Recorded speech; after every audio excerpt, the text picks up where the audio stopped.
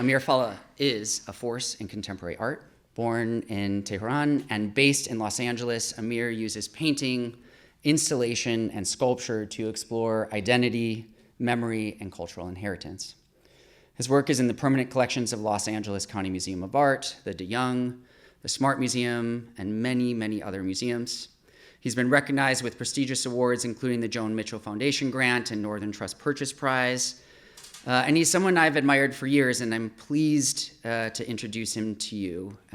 His meticulous craftspersonship, his visual power, and his commitment to pushing the boundaries of representation and figuration all appeal to me, as I think they will to you. Tonight, he's here to share his journey and his thinking with us. Please join me in extending a nice Midwestern welcome to Amir Fallah.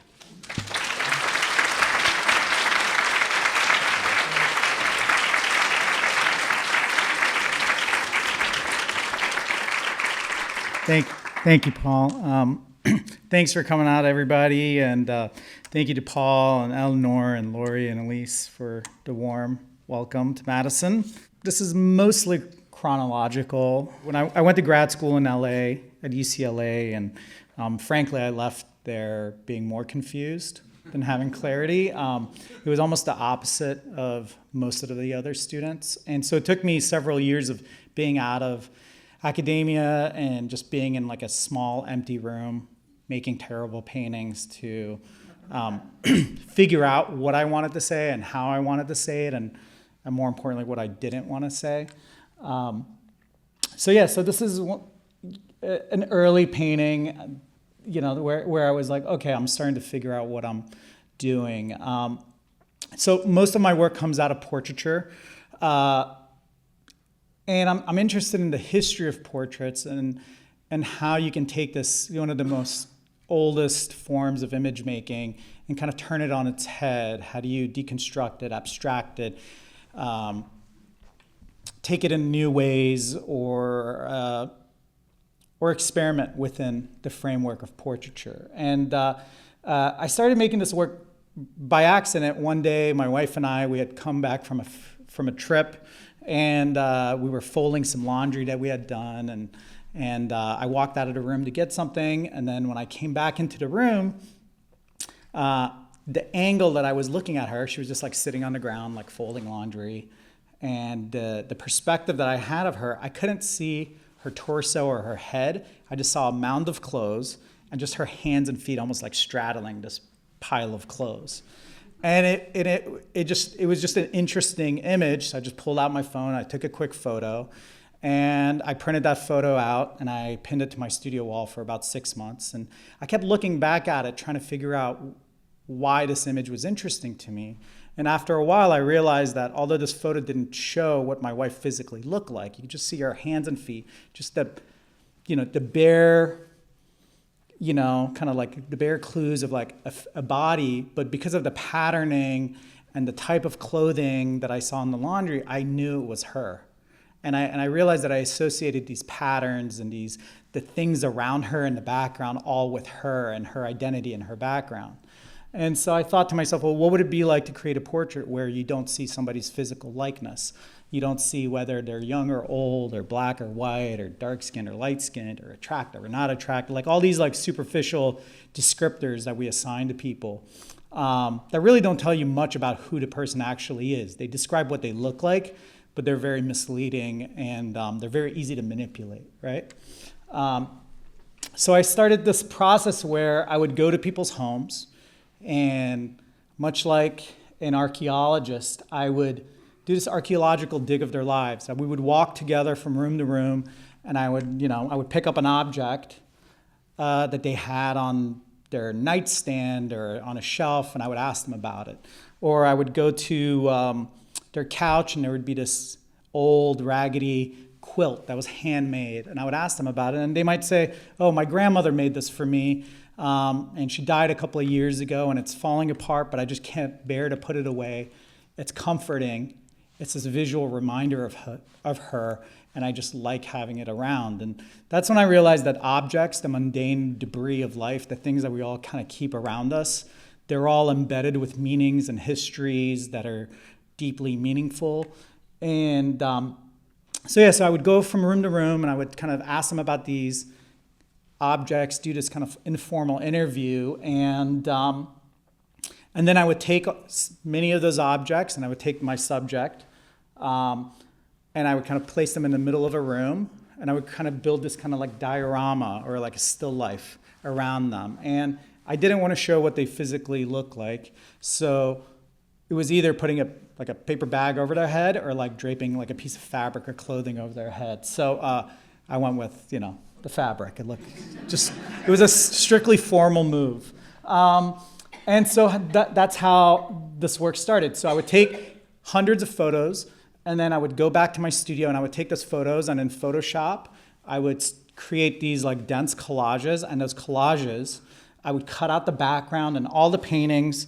In all the paintings, the backgrounds are these kind of like in-between sunrise, sunsets. They're ambiguous spaces. They almost look like a set or a diorama. They're not a literal space, they're a psychological space. I think of all my work as psychological paintings. They're not literal paintings of people. And everything in the painting is from the person's home or informed by their background and history. So that giant kind of triangular object that the person is holding is this like mid-century coffee pot that was just bizarre and interesting. Or as decor, they had all these science beakers from like a chemistry lab, and the person in this painting is Colombian, and he's holding like a shattered pre-Columbian mask over their face. And a lot of people, they see my name, then they see my paintings, and they immediately go to, oh, this is about Islamic women, and they're like suffering, and hijabs, and they just go on this, and they're so disappointed when I tell them, oh, that's a painting of a man, or that's a person that's Polish, or But to me, that's really interesting. Obviously, I'm aware that that's the first read, especially in America. That's the first read on my work, but that's what the work is about. It's about this like projecting meaning onto someone based on what they look like. So they're projecting meaning onto my work based on the information they have, what it looks like, and then my name, and knowing that I'm from the Middle East. So I like playing with that, and I like fucking with that. That idea that they're like reading into the work. And in the earlier paintings, the skin color wasn't this kind of like day glow orange, but I kind of settled on this color for the most part because I liked it that it wasn't a natural skin color, but it was vibrant and felt alive. Early on, I made some paintings where the skin was like purple or blue or gray, and a lot of people started reading them as like dead bodies, which I can see. It's like if somebody's laying on a couch, and then they got a sheet over them, It kind of sent the work in a direction I didn't want to go into. So I've settled on this kind of like radiating color. And so like, for instance, in this painting, that object that looks like a motorcycle helmet, it's actually a beautiful airbrush BMXing helmet. And when I this is a portrait of a family, the father and mother and their two kids. And when I went to the home, I asked, the dad pulled out this helmet, and I was like, this is a beautiful object. Aesthetically, it was gorgeous. Just, it had all this pinstriping. And I was like, oh, do you like race motorcycles? And he was like, no, this is my BMX. I used to race, I used to BMX, and I used to race, I used to compete. And he's like, I'm a dad now. I have a job. I can't afford to, break my arm, and, so he's like, but I just like keeping this around because it's comforting. It kind of reminded him of his youth, and then his son, when I asked his son about like his precious objects, he pulled out the skateboard, and I like this conversation between like the father holding on to like this like, alternative sports, like BMXing background, and then like his son embracing skateboarding. So I try to find these kind of like loose connections where I can start creating some sort of narrative for myself for purely selfish reasons to complete the image. I kind of need these narratives and stories to make the paintings, but sometimes the paintings can read very opaque and mysterious and not, I'm very aware that they don't necessarily always like reveal what the biography of the people are, and I'm okay with that. So there's a whole series of these kind of like waist up paintings. I kind of call them like high school yearbook paintings. So there's no diorama or scene in the background. And in these, a lot of times the skin is transparent. So it's like one of the colors from the background. So again, and then I don't know if you've noticed, but there's no tattoos, there's no wrinkles, the body is made in the most generic manner possible, because the structure to project meaning onto rather than being like a specific body type. So anyway, so I was doing this work for a while, and I got invited to have my first solo show at the Nerman Museum in Overland Park, Kansas, which is right outside of Kansas City. So this show was called The Caretaker. And at this time, I was painting portraits of just friends of friends. And when I went to go visit the museum director, he said, hey, I would like to do, the show was kind of sprung up on me. I went to go just have a casual meeting, and he was like, I'd love to do a show with you. He's like, what do you want to make? And I was like, oh, I don't know, and we went on a tangent, and he had seen photos of my cactus and my cacti and succulent garden in LA on Facebook. And he was like, oh, by the way, I have this friend, Mark, and he's got this incredible cactus collection. And I was like, in Kansas City? And he's like, yeah, he has 600 plants potted. And every winter before the first freeze, he brings all of them indoors, and he takes care of them all winter long in his house. He moves his furniture. He has like grow lights in his house. And I was like, that's the show. I want to do a show about Mark. And he was very confused. He was very confused. I was like, let's call him and go to his house right now. He sounds interesting. And we called up Mark. He was very confused as well. And but we went over there, and just as Bruce, the museum director, described, this guy Mark was eccentric in the best way possible. Him and his husband had this, his husband was just kind of like a prisoner to Mark's cacti, but he had this house full of these plants every winter, and they were just gorgeous, and this guy was just obsessed about taking care of and keeping these things that wanted to die every winter alive. And to me, that was really powerful. So as I'm going through his house, he had all these incredible vintage needlepoint pillows all throughout the house. Gorgeous, like retro, kind of psychedelic. And he was like, I asked him about it, and he's like, my mother made these, and all in the 60s and 70s. I grew up with these. And then I was like, okay, that's interesting. And I photographed them. And then we went into the basement, and he brought up this giant Rubbermaid bin, and it was full of Coogie sweaters, like Cosby sweaters, those like textured Australian sweaters. And I was like, he did not look like a Coogie guy. He was like a very skinny, like prim and proper, preppy journalism professor. And I was like, what's with the sweaters? He's like, my father in the 70s and 60s, he wore these. And he was kind of like, he fancied himself as kind of like a fashionable guy. So he's like, I remember being a child and my father picking me up and me holding on to these sweaters and touching the fabric. And he's like, they're comforting. So these belong to him. He's like, they're ugly as hell, but I got to keep them. So as he was walking me through, I'm kind of like connecting the dots about like his parents and them being these like, I thought it was interesting that fabric and textiles was this like thread that kind of like went through his life, and it was like this source of comfort. So that's where the title of the show, The Caretaker, came from. And Mark also had this obsession with lava lamps, and this giant sculpture in the center is a 13-foot tall terrarium. So it's got a glass facade. Inside is a portrait of Mark in his dream cactus garden that doesn't exist yet. And in the show, there's over 50 actual plants from his home that I borrowed. And all the lights you see are purple glow lights. So the color is functional. They're keeping the plants alive. So the whole show was about this desire to take care, or like the maternal and paternal desire to protect, to give shelter, and to keep things alive. And if you're a parent, you can probably relate to that, like, to that instinctual desire to, like, you have to keep your kid alive, right? Like, that's like task number one.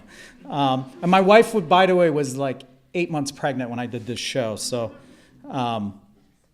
there's this giant terrarium.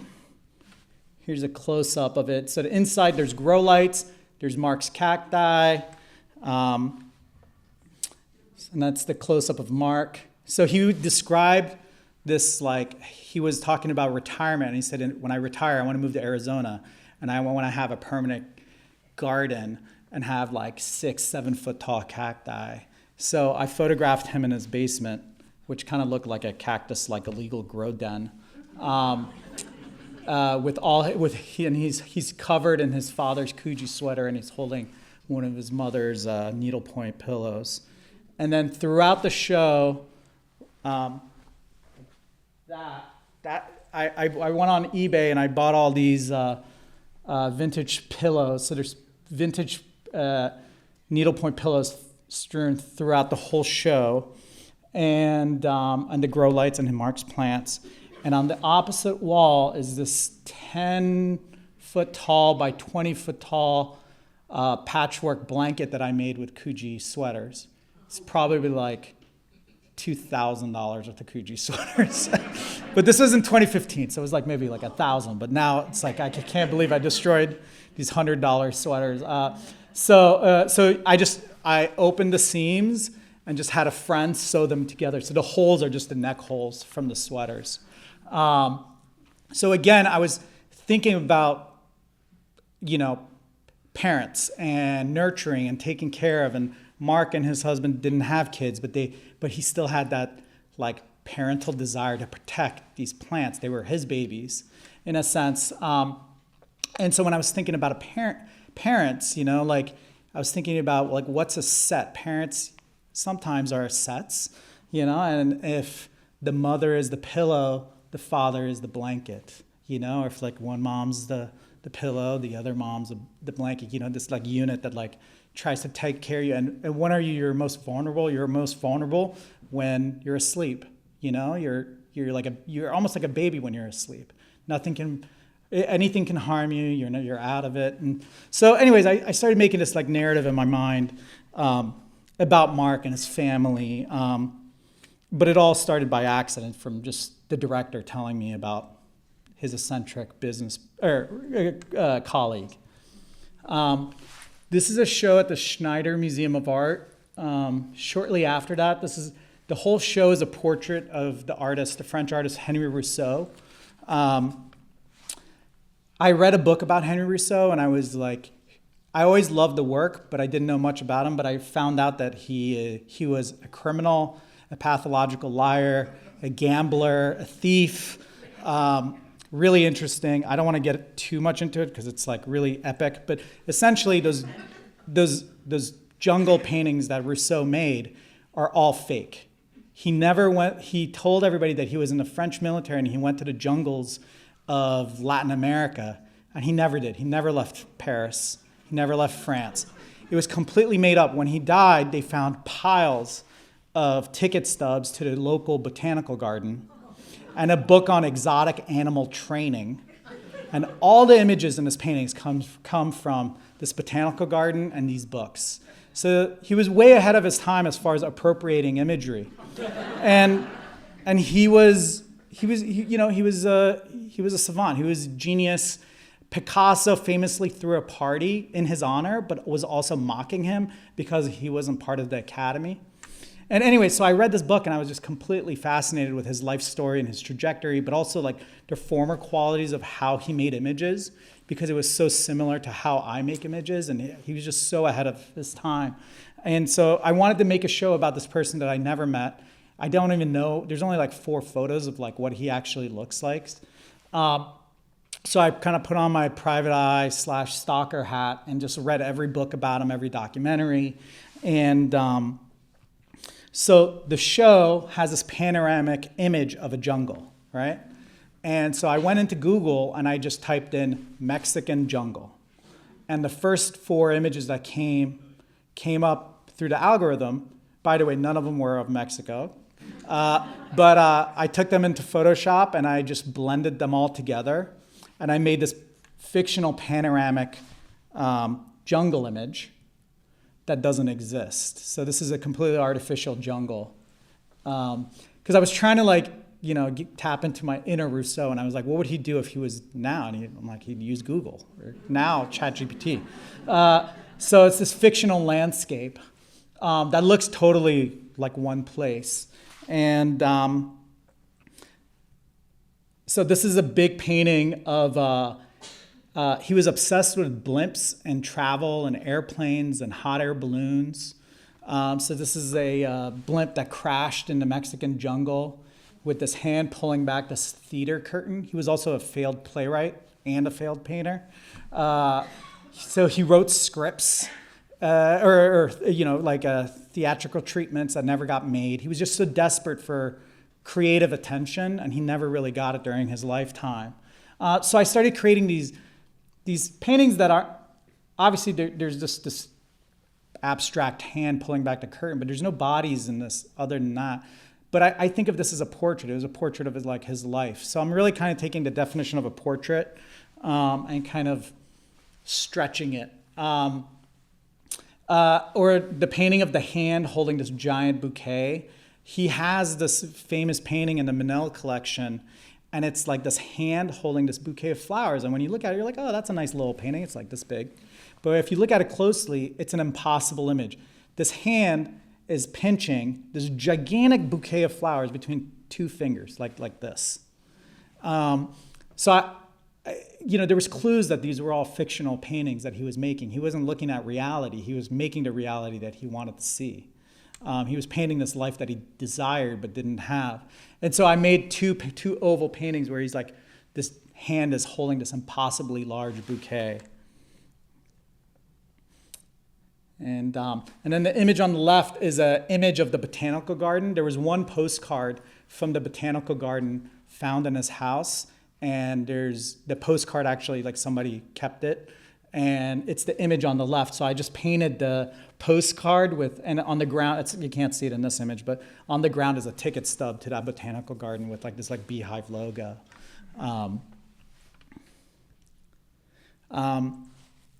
So this is a show called Almost Home, and this is in Dubai.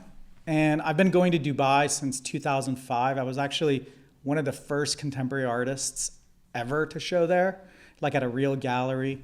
I went there in 2005 right out of grad school, and I got this random email in very small font. I actually deleted it, but then I realized I thought it was spam, but then I realized I had my name, so I undeleted it and actually read the whole thing.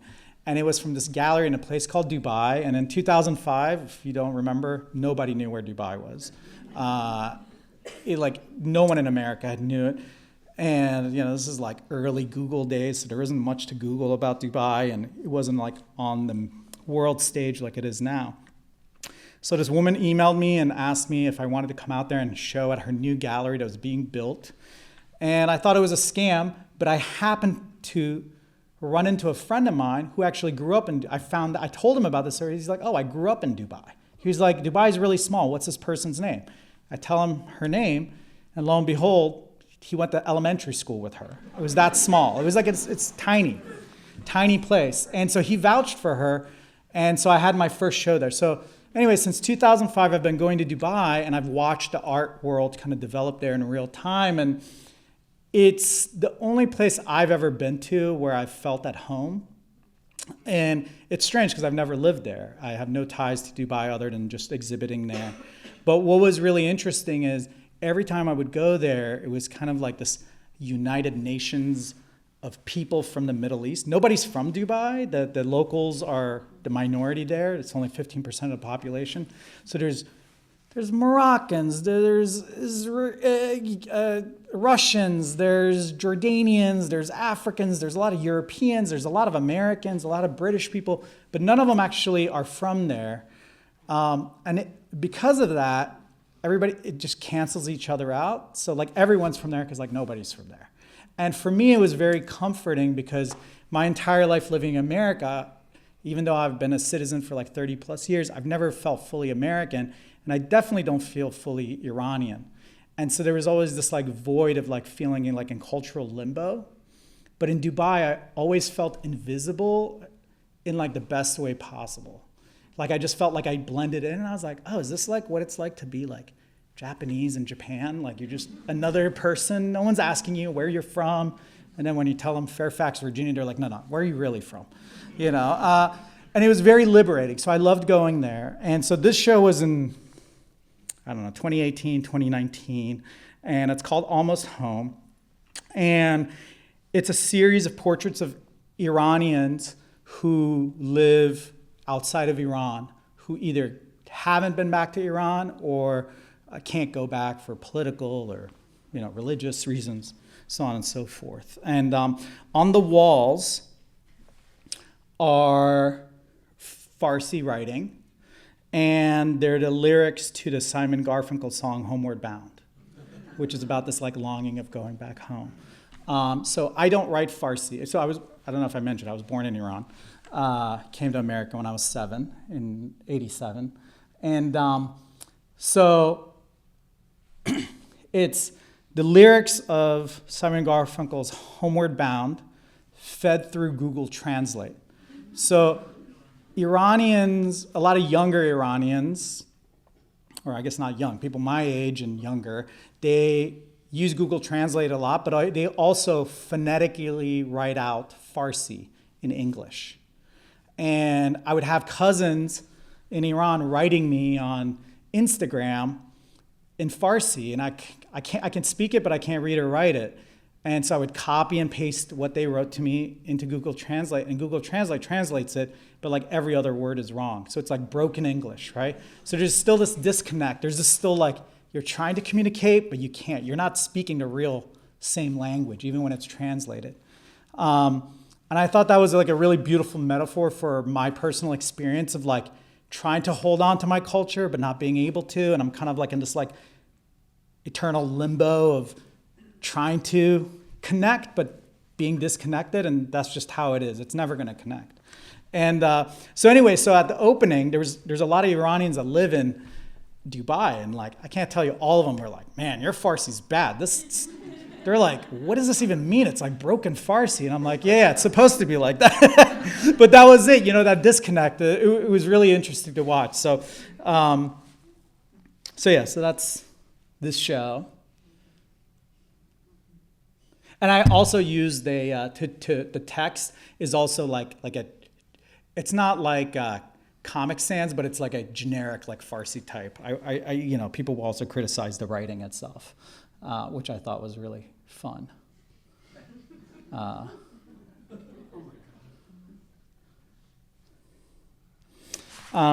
So around 2019, I had been making these portraits, these alternative portraits for a while, and this slight shift happened in the work, and I went to go paint a friend of mine who is Lithuanian, and when I went to paint her, she told me about two things that because up until this point, people had to have the objects and the patterns and the textiles in their homes in order for me to paint. I had made up these like fake rules for myself, and I was like, this stuff has to be real objects that they have in their homes. But when I went there, she told me the story about going to her grandmother's home in Lithuania. And she was like, oh, in Lithuania, they hang Russian-made Persian rugs on the walls as like tapestries. And he's like, they're poorly made, they're like machine-made, they're not real Persian rugs. But it was like this thing that she grew up with every summer when she went back home to visit her grandmother. And she didn't have one, but she told me about that. And she also was like, you should look up Lithuanian folk dress because it's really colorful and it has all this embroidery and it's just beautiful. It would totally fit your aesthetic. You would just get a kick out of it. So when I went home, I went down this rabbit hole trying to find these like rugs on walls and Lithuanian folk dress. And after like 2 hours of research, I found the rugs, and I also found these like amazing illustrations from the 50s or 40s of these women and men wearing these traditional dresses, and they were just gorgeous. She was totally right. It was right up my alley. And I was like, screw it. I'm going to just include these in the works because it's part of her, even though I wanted to break my own rule and include them in the work, really just for selfish reasons, just because I thought they would make a good painting. But that's when I realized like I made the rules, so like I can just change them. It's not like it's written down anywhere. And it seems silly, but it was very liberating. And so this is the first painting where I did that, but also more importantly, I started breaking up the picture plane and kind of having these paintings within paintings. Obviously, I'm like a maximalist. Like I'm very much more is more in every sense of it. And so the idea of having these vignettes and having these like paintings within paintings was really exciting to me. And because the space wasn't real, I was like, well, why don't I just totally change it? And instead of having this central composition, why can't I have multiple compositions? And that really like itched a scratch for me. I was like, oh, I can make 3 paintings in one? That sounds great. And also it gave me the flexibility of using different painting styles and using different languages from different time periods. Like I was born in Iran, I lived in Turkey, I lived in Italy, and then came to America all before the age of 7, and I spoke 3 languages. So I never felt like I was from one place. So that was very liberating in a sense because I felt like I was from every place.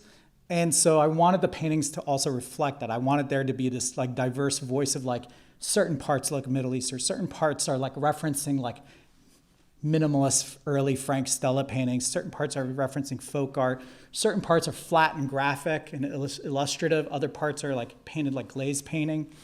And so that was very liberating to me.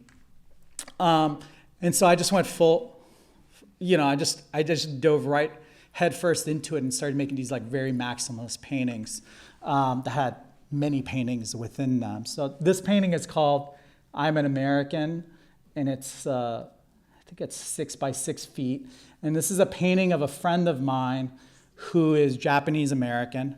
And when I was talking to her about the painting, I photographed her and her 2 kids. If you look closely, there's actually 4 figures in the painting. And a lot of, again, these are like psychological paintings, and a lot of times I wanted to talk about the duality of life in the paintings, like the good and the bad, or left versus right, or right versus wrong, Eastern and Western. So I started mirroring the bodies in a lot of my paintings, and in Photoshop, mirroring the bodies, and if you look closely, there'll be like too many legs or too many arms, to kind of talk about like the multiple layers that we all have, both individually, but also like the different personalities within the family. So, but when I did that, what happened is, it looks like there's 2 hands that are kind of like saying like freeze, and then the guitars turn into almost like guns, right? And then there's this like child in the center holding like a little plush. So I realized I could start manipulating the images in an exciting way to kind of like talk about a narrative. So while I was photographing her, she started telling me about how her father grew up in a Japanese American internment camp, and there on PBS, there was this incredible interview with him. So I went straight to PBS. I listened to this incredible story of her father being a little boy around my son's age, growing up in this camp and like going to high school, elementary school there. And it was like deeply touching. So after that, I started researching these camps and just to find out more about it. And I found this deep archive of images of both folk art and just visual ephemera from there. And so the image on the top left is the cover of a yearbook from an internment camp, the mountains with those red rectangles, those are the actual camps. Or the apple is from an orchard that they had there where they actually like grew produce and sold it to people on the outside. The little bird is a little folk sculpture that somebody made. Same with the kind of like the pagoda looking image at the top right. And the hand, the Uncle Sam hand covering up the mouth is from like a wartime propaganda poster. And the original poster said, it said, don't yap to the Japs. And essentially, it was like, white people, be careful, they're all coming for you.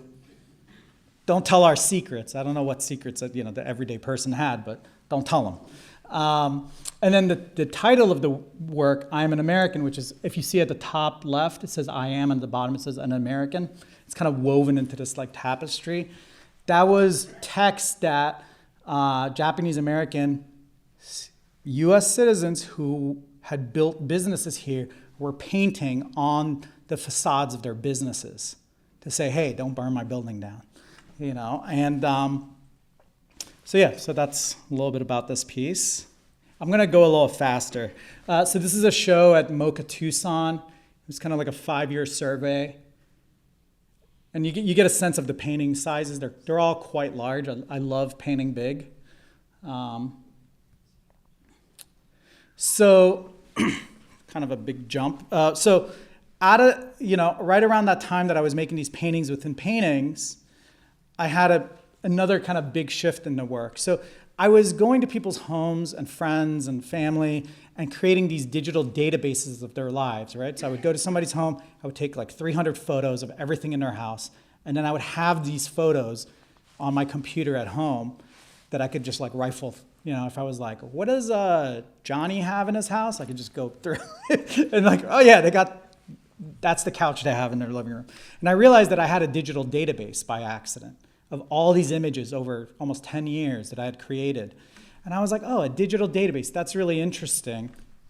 And I was like, well, what if I made my own paintings where the subject, the person, I'm not even going to somebody's home, but I had my own database of images. What would I put in that database? And right around this time, a lot of museums, libraries, institutions all around the world started digitizing their archives. So through the magic of the interweb, I could go and check out what the V&A has in their collection and download high-res images, or I could go to the Library of Congress, or I could just go to social media and download things. And I just realized the entire world was at my fingertips, and I could just find any image from any time, from any place. And that idea just came from breaking my own rule and looking for researching. And so I started making these paintings called grid paintings. And this was right around the time that my son was about 2 or 3. And I was also reading him a lot of children's stories. And I was photographing those stories. And I was photographing the illustrations, and they were really interesting to me. And I started thinking about fatherhood and parenthood and how, especially at that young age, parents are trying to instill their own values and belief systems into their kids. We're trying to teach them what we think is how to be a good person, essentially, right? The building blocks of how to be a decent person, sharing, caring. All the books are kind of around these themes. And I don't come from a big family, and neither does my wife. And I was thinking, what would happen if my wife and I got hit by a bus tomorrow and we were wiped off the face of the earth? Who would teach our son how to be a decent human, how to be a good person? So I started making these grid paintings using images that I found online, and the paintings became these kind of parables or warnings or life lessons that I wanted to pass on to him. And the text, much like the I Am an American painting, where I found the text in these paintings all came from everything from hip-hop lyrics, punk lyrics, Rumi poems, something I read in the New York Times, something my wife said, or something my kid said. So they came from, just like the images, they came from high and low sources, Eastern and Western, old and new. So this painting, it's large. It's called Better, hold on. Hard to see it. Better a cruel truth than a comfortable delusion. And so the main figure is an ornate illustration, Art Nouveau era European illustrator that I, again, Rorschached mirrored. This is my son's drawing of a human body. My son's been, since the age of 3, he's been obsessed with anatomy in a big way. The smiley face is a Hare Krishna sticker that I got when I was skateboarding in DC when I was 13. The mirror, the hand holding the mirror is like a French, like romantic postcard, but in the center is I believe it's a Vision Streetwear early skateboard graphic of this like nervous person, and so on and so forth. So these images, I have them in this database, a digital database, and there's no hierarchy. So an ancient manuscript is next to like a cereal box, next to like my kid's drawing, next to like a Frank Stella painting. And I don't have categories, it's just a big photo dump. And then when I have one of these paintings, I'll go through the painting, I'll go through this database, and I pick the text first, and through the text, that'll be the subject matter, and then I'll build the painting by going through these images and digitally creating this like digital collage. So my wife is Puerto Rican, and I became really obsessed with the history of Puerto Rico and how Columbus went to the Caribbean first.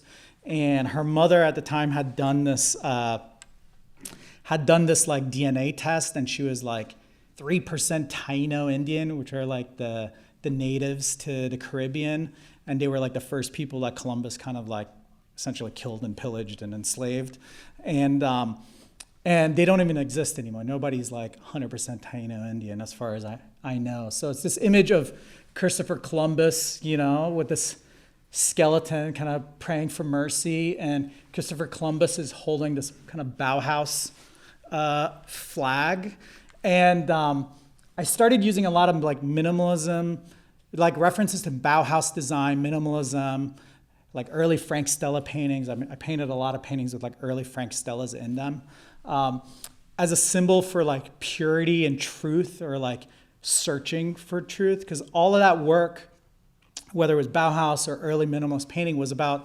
stripping art away, all the excess away from art, and getting to the bare essence, getting to the truth in art. And so I use them a lot in my work. But you know, like Columbus was like he was coming here to, you know, discover a new world that was already discovered. To, you know, he's bringing civilization to these like wild people. So he thought he was bringing the symbol for purity and truth, you know, which we now know he wasn't. And then that geometric abstraction on the right, that's actually these like magnet tiles that my son would play with. If you have a parent, you probably know what they are. And he would make these beautiful geometric abstractions. So I obsessively photographed them, and they show up in a lot of my paintings.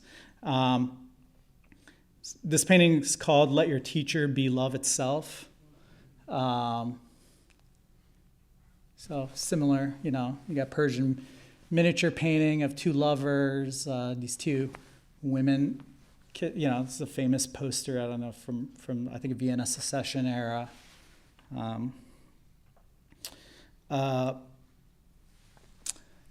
This painting is called Remember My Child, Nowhere is Safe. And it's large, it's 8 by 6 feet. And I painted this this was 2019. And it was right around the time when you were hearing a lot about like kids in cages and everything at the border, which obviously is still going on. And I was thinking about my own experience as a refugee of coming here, and how I could have easily, you know, I came to America legally as a refugee back then. It took like a year and a half to get refugee status. And, you know, they let us in, and, you know, my dad started a business here. We employed thousands of people through 30 years and paid tons of taxes. I paid tons of taxes. I employed people, and it, you know, worked out great. Worked out just fine. Everybody was okay. And, you know, but but when I had a kid, I just realized, I was like, you know, it's all temporary. Like, could be safe today, could not be safe tomorrow. And so this was one of those paintings where I was thinking about the fact that, like, you're never safe, no matter where you are. You know, whatever creature comforts you have, it could be all taken away any day. And so in the top left corner is another image of Christopher Columbus meeting the Taino Indians, and it's this like old lithograph of him holding like a dinner bell. And when I was reading about it, they were talking about how like Columbus rang this bell, and he was like showing them this like trinket of, I guess, technology. And apparently he rang the bell, and then he like killed a bunch of them. Or so the story says. And so there's this Persian miniature. She's holding like a bottle of wine, probably from Shiraz, and she's pouring it on the ground, but it also is like trickling down. It could be like blood. Anyways, just for a sense of scale, this is a similar size painting from the same show. So I was making all this work, all those Christopher Columbus paintings, I was actually making during the pandemic. And as I was making them, there was literal Christopher Columbus statues being pulled down during all the protests. And it was very eerie. I was like, my painting's like literally coming true. And then, I also made this painting. I made the sketch for this before the pandemic, but when I was painting it, I finished it during the pandemic. And again, this was also, it also came true. So this painting's quite large.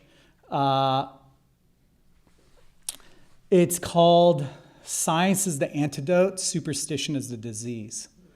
And I made this before all the COVID vaccination stuff, but I was just thinking about how, in general, I was thinking about our belief in religion versus our belief in science. And most people in the world find comfort in religion because it's this like, there's a book, you follow it, supposedly, you follow it, and it's like these rules. And it's very like, okay, you just follow these rules and you're good to go.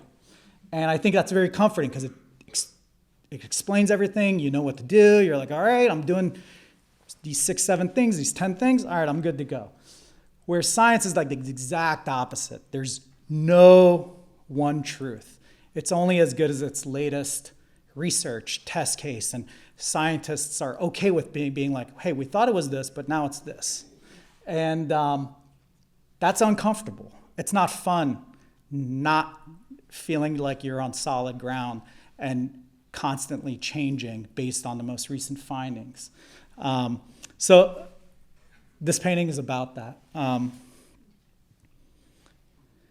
So just for a sense of scale. This painting is in the collection of the de Young Museum in San Francisco, and they actually just put it up. It's called You Can't Use an Old Map to Explore New Worlds. It's about cross-cultural exchange and exploration and communication between cultures and the sharing of knowledge and how that betters the world. And I was pleasantly surprised when I found out that the museum just put it on permanent display, not because it was in a show. They just, I'm sure it has to do with the political landscape right now. But the painting really is about the cross-cultural exchange that happened in the Persian Empire and China, and how, for instance, I don't know if you guys know this, but there are no lions in China. They are not native to China. But if you go to China, there's all these lion statues, and the lion statues have human faces. The reason that is because Chinese explorers went to Persia, went to India, they saw lions, and they were like, these are cool. They're going to kill me, but they're very cool. Then they went back home, and they described them to an artist. And they were like, what did the face look like? And he's like, I don't know. It kind of looked like a squished human's face. And that's how we got these human-faced lions. And I actually collaborated with the museum who actually brought out all these ancient Chinese and Persian artifacts for me to look at and touch and hold. And so many of the images are from that museum. So in the background is this world map. I think it's like a 16th or 17th century Dutch map of the world. Obviously, they didn't have satellite imagery back then. So if you look at it closely, California is an island. This was like the iPhone of its day. It was advanced technology. But because no one could zoom out. They were just guessing everything, right? So it's totally wrong. So it just goes back to that same idea of like, they thought this was reality when it was. They thought this was like science when it wasn't. And as technology and, improved, we changed the map. We didn't say, okay, we're gonna stick to this no matter what. California's still an island. I don't care if you can walk across the whole thing. We evolved, we adapted, we had better findings and we changed. So anyways, the painting's about, cross-cultural exchange and the benefits of it. This is images of a show that I did at the Fallah Museum in Los Angeles. Big painting in the center is called Break Down the Walls. This is also about immigration. It's 8 by 20 feet. And this was kind of like a 10-year survey of my work. Included these sculptures I'll talk about in a second. So when I did this show, I was meeting with the curator and she said, hey, I would like to include this magazine you did called Beautiful Decay. And from the age of 16 till my mid-30s, I published this magazine. It started as a black and white punk zine, but then it eventually turned into a full-blown publication with employees and payroll and 50 contributors all over the world. We had a clothing line. But it made money, but obviously I didn't make a ton of money on it. And I got really bitter about it after grad school because the magazine got so big that I would meet gallerists and they would try to wine and dine me. And I'm like, oh, maybe I can show with them. And they were like, that's nice that you paint. Can you get press for my artist? And so I always saw it as, I got very bitter about it because I just felt like I put my heart and soul into this project for 10 plus years.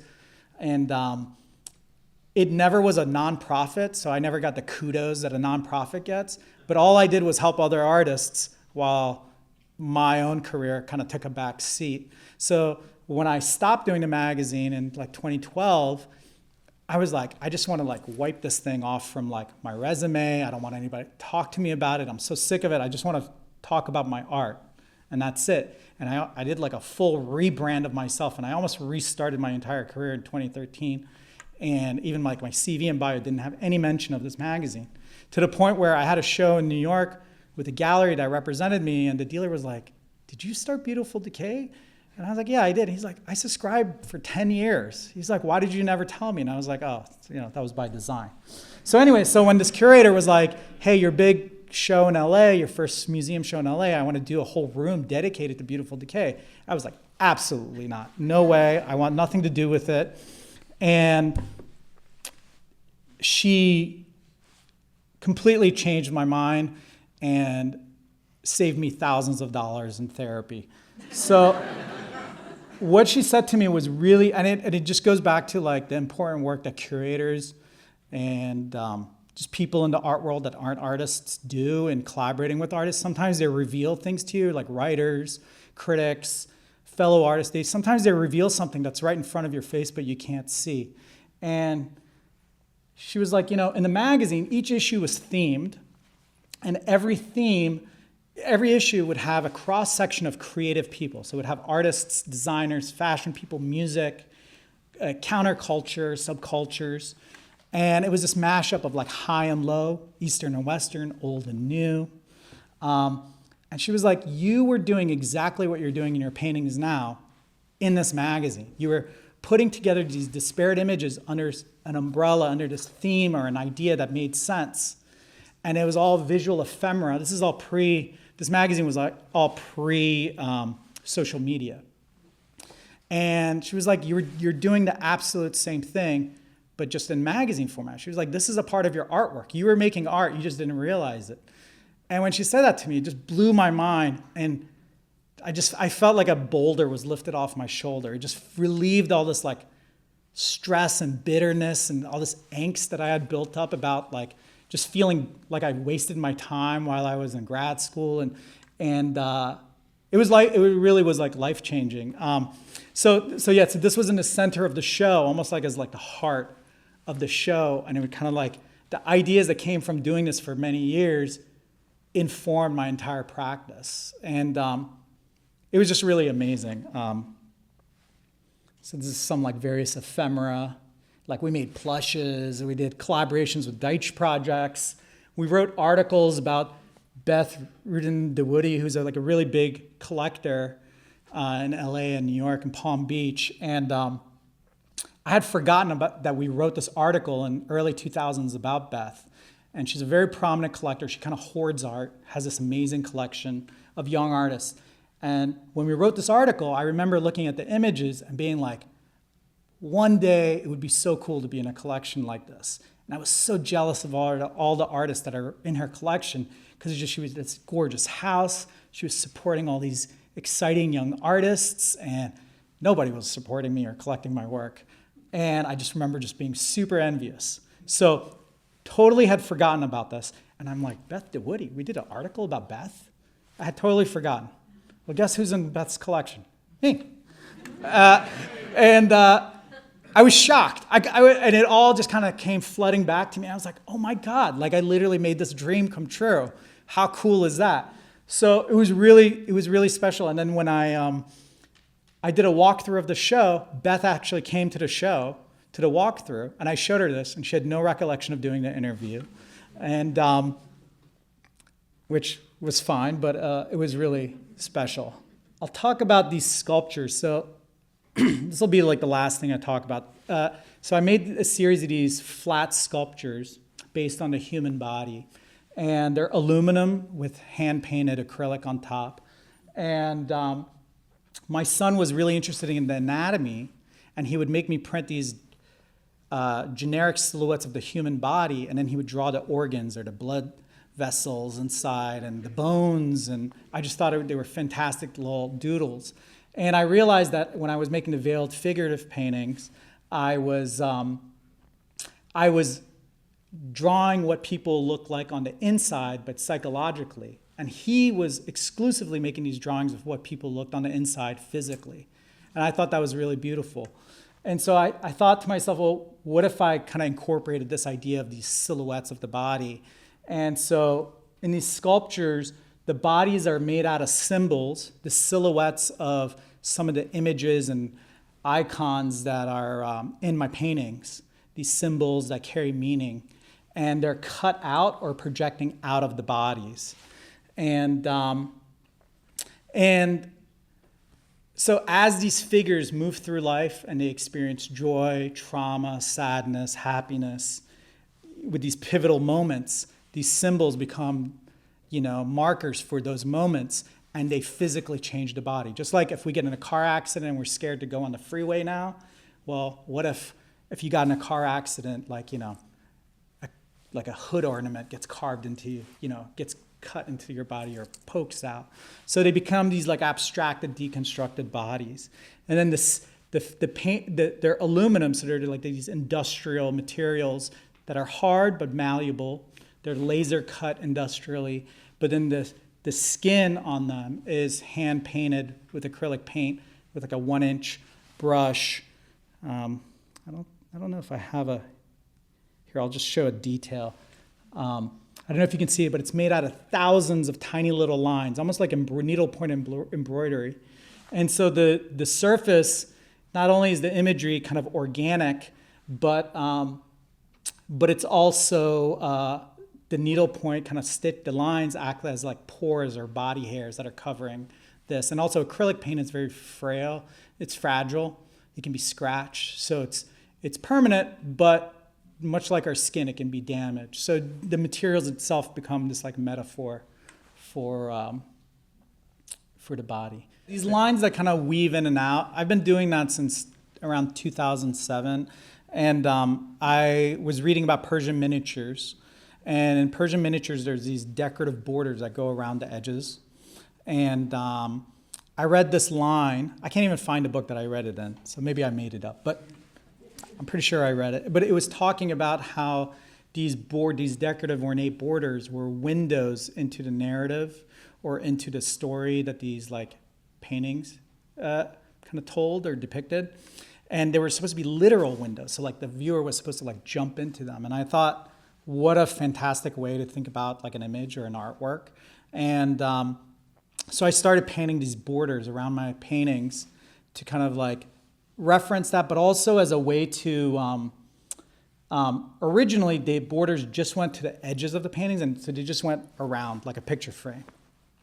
But after a while, I got bored with that, so I started deconstructing them and breaking them, and just like everything else, I just started just messing with them, and now they've kind of turned into these roadmaps that weave in and out of the paintings. They kind of guide the eye through it, and they're the last thing that I make in the painting. So I'll make a whole painting, I'll photograph it, then I'll put it into Photoshop and I'll start drawing these different borders that weave in and out. And then I'll go back into the painting and paint them. And they have these like trompe-l'oeil shadows. And yeah, they become this kind of like finishing move in the works. And it's almost like tying a bow on it. Like they don't feel finished to me until I paint them. So when I make these paintings, I oftentimes work with assistants, and I'll make a digital printout of the collage, and I pre-mix all my colors. So we have like 400 jars of colors, and they're just named random colors like booger green, sky blue 1, 2, 3 for different shades of sky blue. So right, so there's hundreds of them, and if something's green, I'm like, maybe I'll use pine green for this, or booger green, or whatever. We have goofy names because we've just run out of names. But it's literally like that much thought gets put into it, but the palette's always consistent. So it's kind of disappointing because people think I have some like crazy like chart or system, but it's super intuitive. But where the color comes from is, if you look at a lot of like Persian art, it's bold, it's super colorful, even from like mosques to miniatures. But also I grew up, you know, the first thing I got into when I came to America was skateboarding. Bright, bold, graphic, you know, 80s, early 90s skateboard graphics. After that, I got into graffiti art, patterning, decoration, ornamentation, bright colors. So it's just part of my DNA. It's like I've tried to make you know, like a toned down painting, and it just turns out like this. It just, you know, so I just go with it now. I don't question it. Anyways, thank you so much. I'm gonna wrap it up there. Thank you.